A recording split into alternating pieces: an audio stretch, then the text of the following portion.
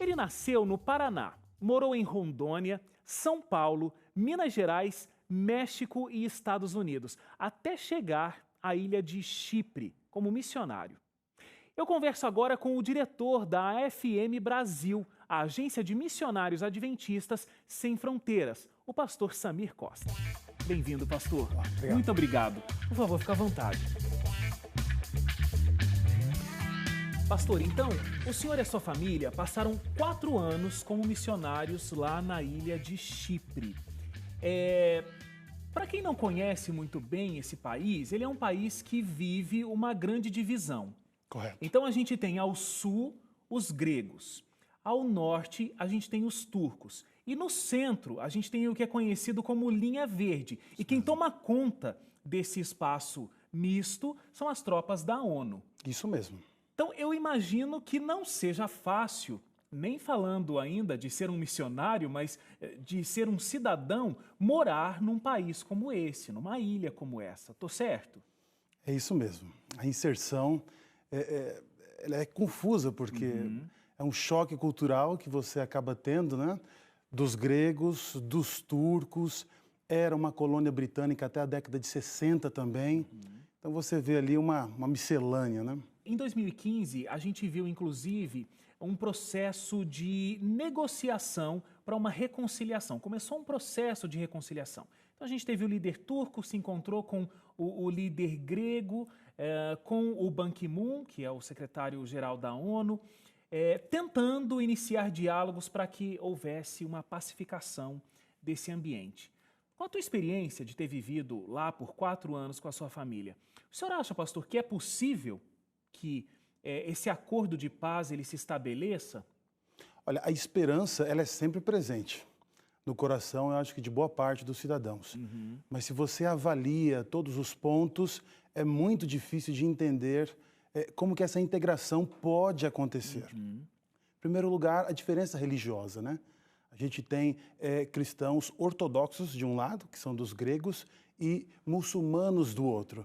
Acho que só por esse ponto aí já seria uma dificuldade assim muito grande. Extrema. Por exemplo, no norte, hoje, a gente não tem nenhum templo da Igreja Ortodoxa aberto.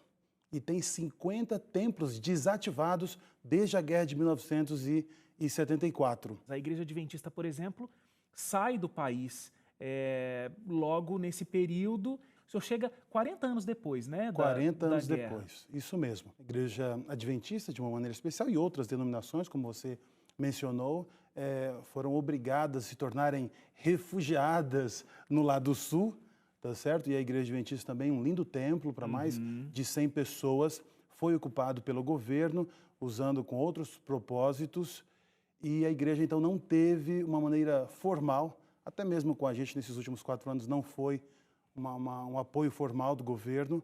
A gente retornou a minha família após 40 anos e ali instalamos uma estrutura para poder apoiar socialmente a comunidade e, claro, posteriormente, através dessas amizades, compartilhar também a nossa fé.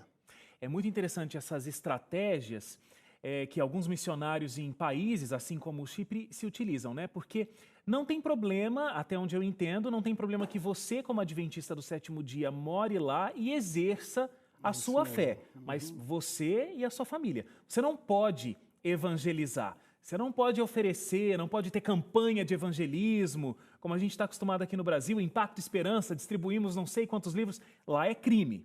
A né? gente usava assim, o slogan até, eu tenho o direito de ser cristão, mas eu não tenho o direito de compartilhar o cristianismo. E isso deve ser tão complicado porque essa é a nossa grande missão, né? Como cristão, a gente tem a missão de espalhar o evangelho para as outras pessoas. Então vamos falar dessa estratégia que vocês criaram. Existia ali um centro de influência. Correto. Vocês tinham uma empresa de consultoria, então. Isso mesmo. Não tinha nada a ver com religião. A partir do momento que, por essa aproximação profissional, se criava um laço estreito, um laço até de amizade, pelo testemunho de vida que vocês davam, é que as pessoas de repente poderiam perguntar sobre a religião de vocês. E se elas perguntassem e se interessassem, aí vocês tinham o direito de falar, é isso? Exatamente, de uma maneira privada, não era uma estratégia evangelística, como você muito bem mencionou, não era algo público.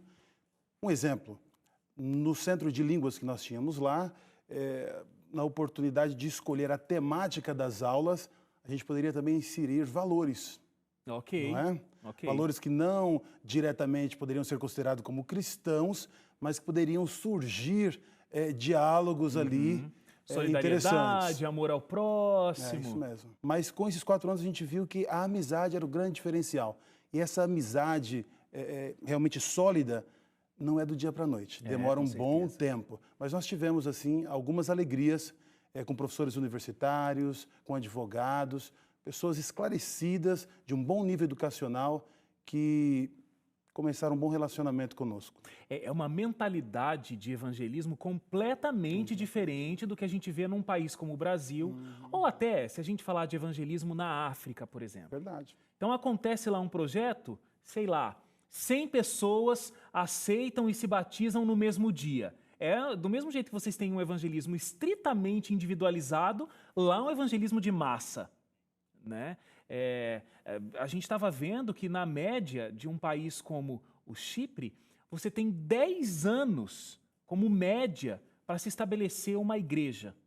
É verdade. No mínimo, né? No mínimo. Eu acredito que, no mínimo, uma comunidade. Se for uma comunidade realmente de nativos, já é um tempo bem maior. Pastor, hoje o senhor é o diretor da AFM Brasil.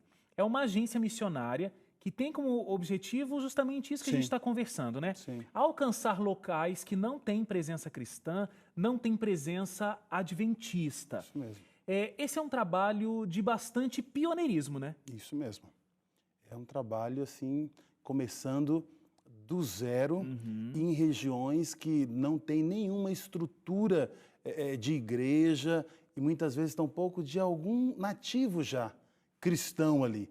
Então, a AFM, ela sabe que precisa enviar jovens para essa região, missionários para essa região, e como já é um processo lento, com maior for o número, maior a possibilidade desses nativos aceitarem a nossa fé. Eu imagino que seja um trabalho muito duro mesmo, porque você trabalha com 2 lados, né? Você tem a falta de estrutura, mas aqui no Brasil existem lugares assim, onde a estrutura é muito escassa. Mas tem um missionário que vai lá com muita motivação, com todos os direitos possíveis e vai desbravar esse terreno. Agora, você lida com terrenos áridos, onde esse evangelho não pode ser pregado do jeito que a gente está acostumado. Então a pessoa tem que unir falta de estrutura com essa limitação legal desse projeto ser alcançado, evangelizar as pessoas. Uma dificuldade tão grande como essa, pastor, qual é o seu grande sonho para a AFM? Olha, eu tenho como sonho para a AFM aqui no Brasil, não simplesmente o desejo claro de alcançar esses nativos em um contexto interreligioso, mas a experiência que cristãos aqui podem ter nesse outro contexto. Por muitas vezes, eu e a minha esposa, em momentos ali de reflexão, a gente chegava a essa conclusão por várias vezes. Senhor, por que a gente veio para cá? Qual foi o maior objetivo?